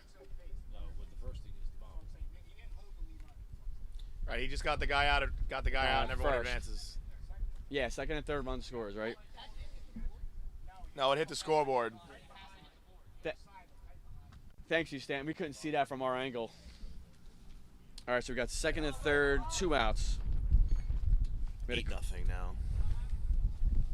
we had to clarify the rule there. So what happened was he a little bobble. He threw it home, hits the strike zone. He gets the lead runner, but it hit the back of the netting, then hit the strike zone. So we got 2 outs here 8-0, second and third. So a clean single walks off the Single game. ends the game. Home run ends the game. Yeah, any kind base of hit, clean base hit hit. wins the game. That's basically. A clean single or a extra base hit.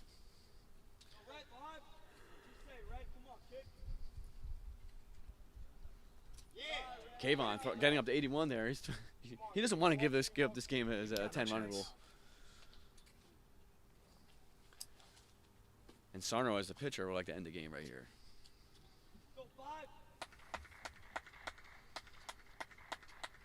They're going with 3 infielders, as you notice. The Meats, they want to prevent that that single.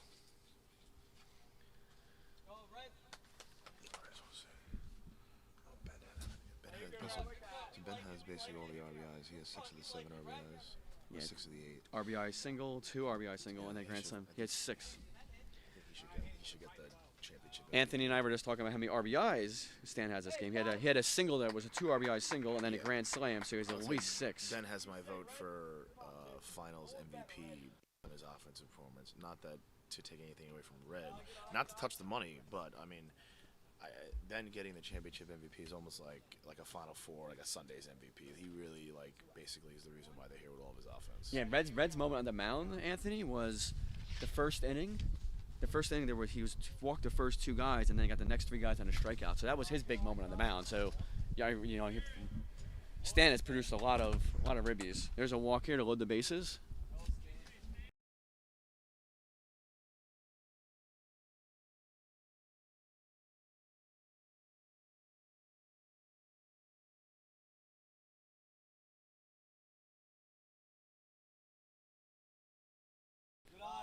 Bases loaded with Stan up. How appropriate would it be if he's the one that walks this off another grand slam? Yeah, if he walks it off here, I think he's got to lose the MVP. Well, you know what?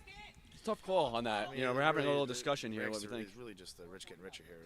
We're arguing over who's going to get the MVP when they really both could get it.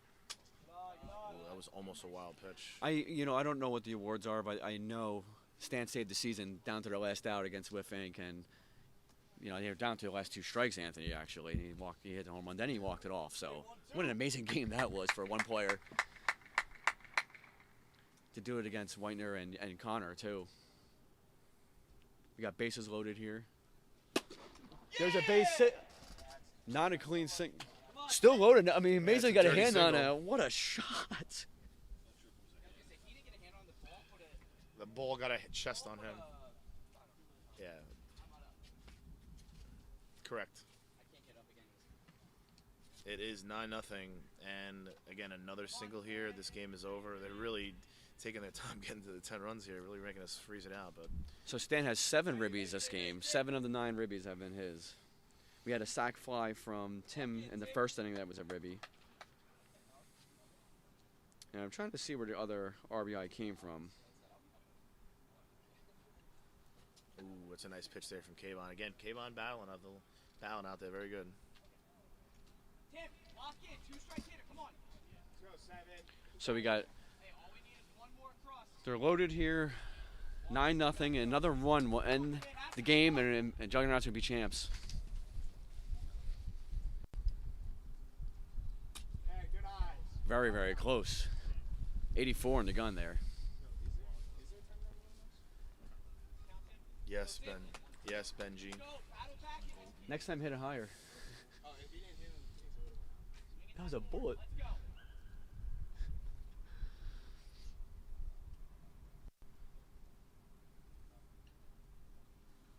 And there's a pop-up to, it's going to stay in play at third base. He makes the catch. So the end of the inning, scoring 2 more to add on here. And we're gonna have a 5th. The Meats survived. They're able to bat one more time. 9-0. Jugs heading to the top of the 5th, the last inning for the Meats. Be back in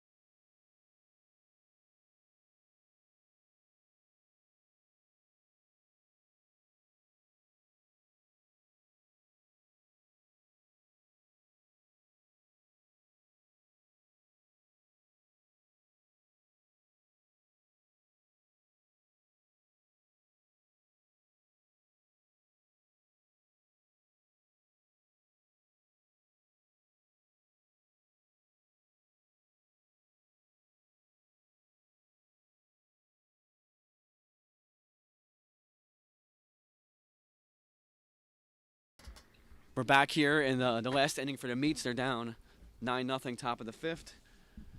So to recap this game, in the first inning, actually this game could have been a lot different. In the first inning, Sarno walked the first 2 batters, but then he rebounded quickly, struck out Tyler, Caleb, and Jimmy to get out of that first inning. And then in the bottom of the first, the Juggernauts scored on a RBI single from Stan that produced 2 runs scoring, and then Tim hit a sac fly.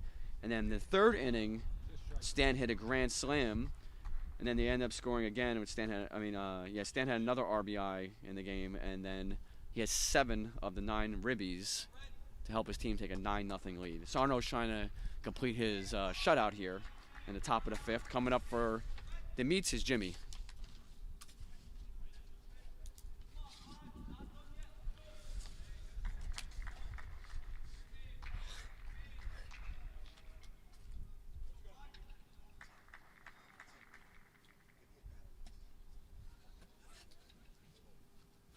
Wait, a battery first.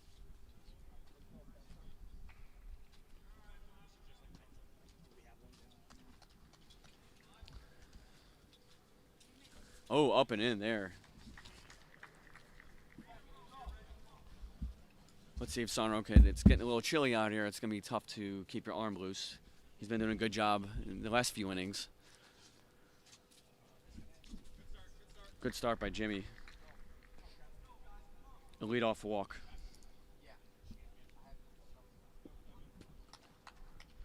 Good professional at bat by Jimmy there. Not giving in, not just swinging at anything. Taking some close pitches for a leadoff walk. Coming up for the Meats, you got Kayvon. So keeping it professional here, trying to get some guys on base, just still trying to have some fun. Maybe even trying to, spoil the shutout here in the final. And Kayvon would like to get a base hit here as well.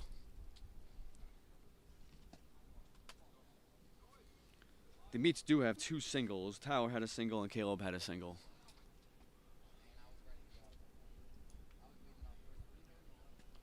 Sarno came in relief in the quarterfinals.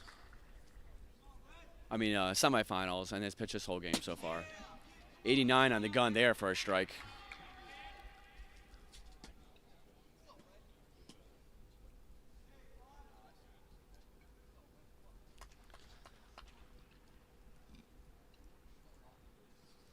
Another strike.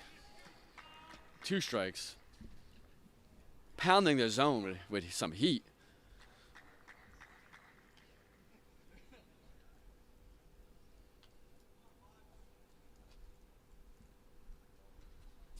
Good take by Kayvon. Way to hold up there. Just out of the strike zone. I tell you, the Meats are really battling here. They're not just up there free swinging at anything. They're staying alive, trying to produce some positive at bats. Not giving in.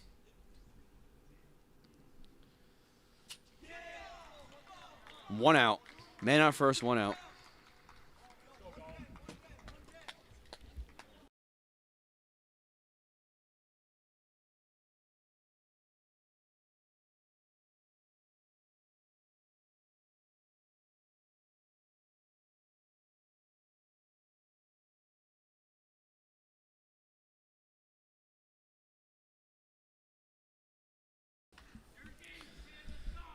Sarno throwing some heat this last inning. He's probably juiced for, he smells the championship. He's fired up. The trophy's about 50 feet away. Last year's champion, Danny Lenigan, carried it out of the press box area. And Anthony's going to show it on camera. Very nice looking trophy. It would stink if could be a game-ending double play. Let's see if they turn it. Oh, so close. A fielder's choice. A fielder's choice. The fans are booing him. He got 2 outs, man on first. Crowd wants to beat the traffic. So close to winning it right there. Everybody expected it too. You got 2 outs. Caleb coming to the plate, man on first. The Juggernauts are 1 out from their championship. High heat, registered 86 on a radar gun. It's kind of cool that the radar gun is into view, and you can see all the speeds of the pitches. Still a good number of fans here on a Sunday night in pretty cold weather. Outside, 87 on the gun. The Juggernauts are 1 out away from winning 2 championships in 2 months, the MAW championship in September and the UWIF national championship here in October. 88.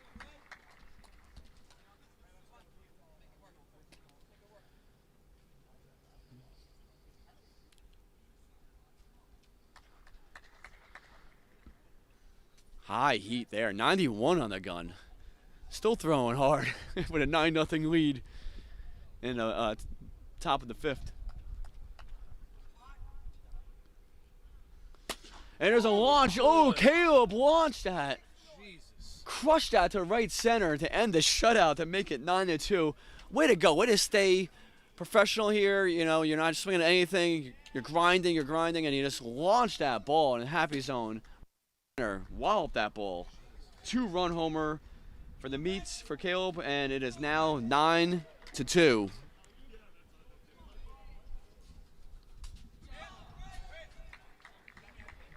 No doubt home run there too. Nice, a beautiful swing by Caleb. Just, yeah, that ball was still right. If the netting wasn't there, it probably would have been in, hitting the brick wall back there. Netting's a good, I don't know, 45, 50 feet high at least. That ball was crushed. That's where I wish we had exit velocity. That was one of the harder hit balls of the tournament. Because Caleb was a tall guy, long arms, and just extended his arms, got that quick bat speed. And Sarner generating a lot of power too from the pitcher. It's the outside corner there. Jimmy at the plate.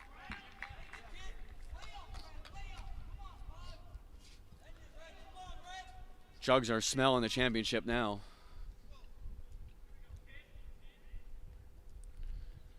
So he tried that trick pitch, slow curve. Stay focused out there. Jimmy gets one to zone too. He's a power hitter. Could deposit one over the fence. Jimmy, hard line drive, left field, double. The Meat are hitting now. The last 2 at bats, a hard hit homer and a double by Jimmy. They're staying alive. Kayvon in the box now.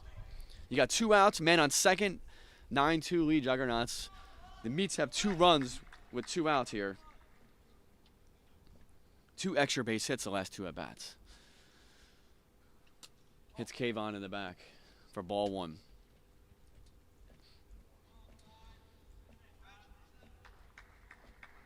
And you had the trophy in our view here too. That will be presented to the Juggernauts after this game. Gassed them there. Kayvon a little behind that. Power versus power.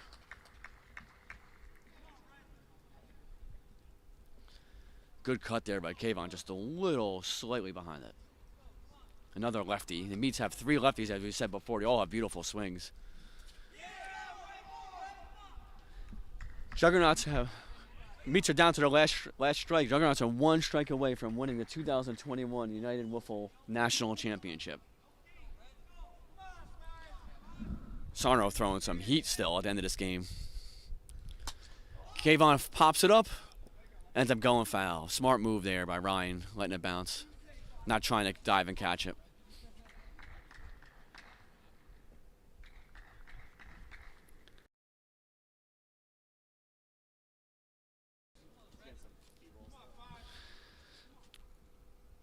Here's the 2-strike pitch.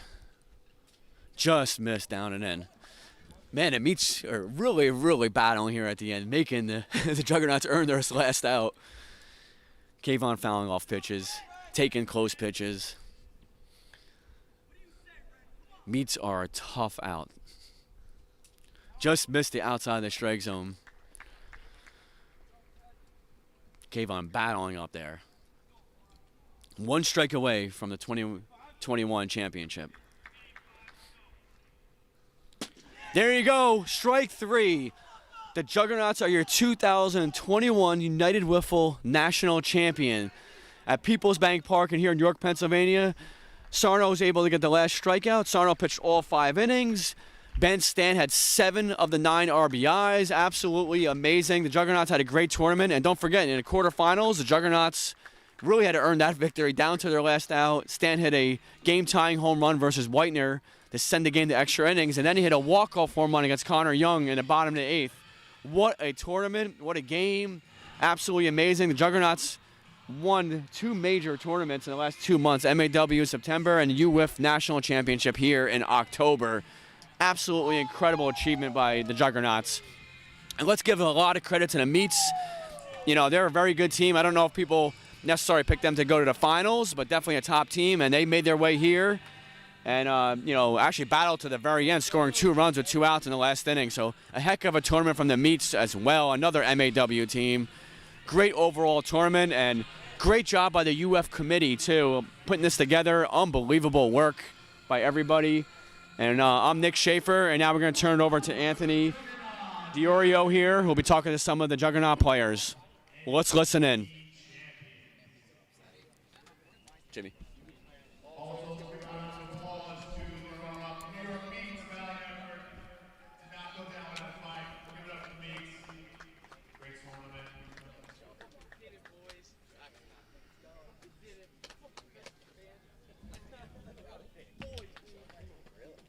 Well, yeah, it's coverage.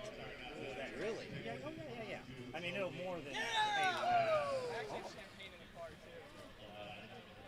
Let me know when you get a Venmo because my Venmo's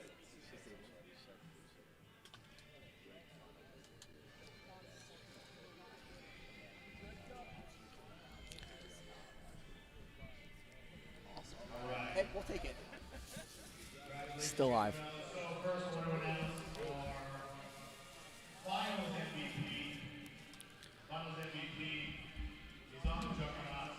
He was your starting pitcher. 5 innings, 2 runs. The finals MVP is going to go to Brent.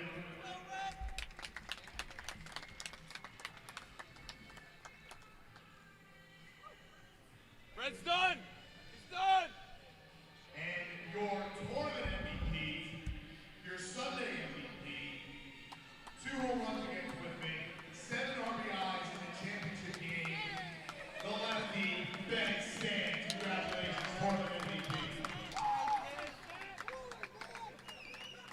All right, fellas, if I can get you real quick before you get changed here. So, congratulations on the championship. We'll start with Red. I'm assuming that we can down here this means even more, but tell us a little bit about what's going on in your mind right now. Title is everything. That's all we wanted. Very cool this year. All right, we'll go to Stan, who surprised us a little more calm and collected at this point. Ben, again, tournament MVP, you had those 2 home runs against Whitman. You had 6 or 7 RBIs in this game. You've been ranked more tournament. You've been ranked all year, both in medium and basket. So, congratulations, how you feeling? So listen, one more thing though. So what was it today that really brought the Juggernauts to the finals to win this game? And you had to win 4 games today, right? So what was it in those 4 games that kept you guys going?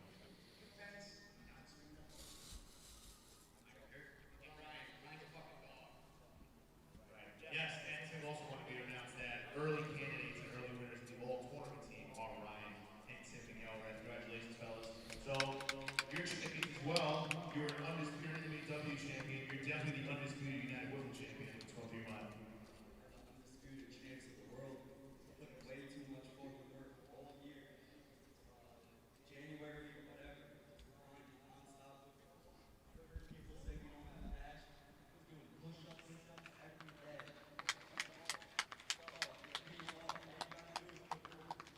Playing as a team all year round.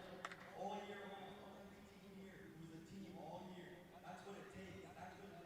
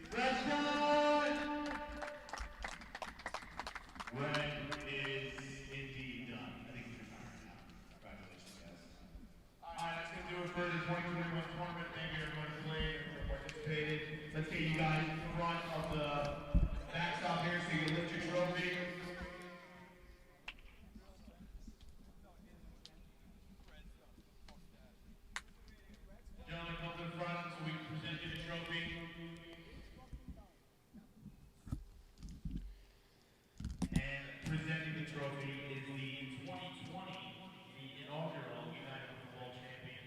The usual suspects being represented by Danny Lanning. You will present the 2021 trophy to the Juggernauts.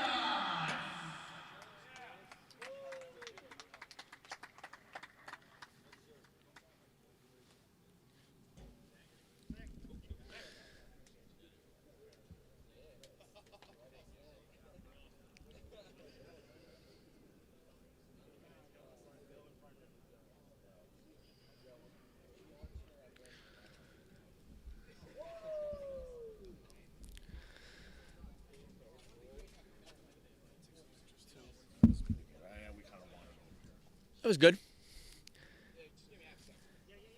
And as we're wrapping up here, and you see the Juggernauts holding the 2021 UWIF National Championship Trophy, which is an awesome trophy. We're going to sign off. We hope you enjoyed the game all weekend. Make sure to watch the replays on the UWIF YouTube page. Lots of action to go back on, including the Home Run Derby and all the games. I'm Nick Schaefer. It's been a pleasure speaking to you all. Signing off.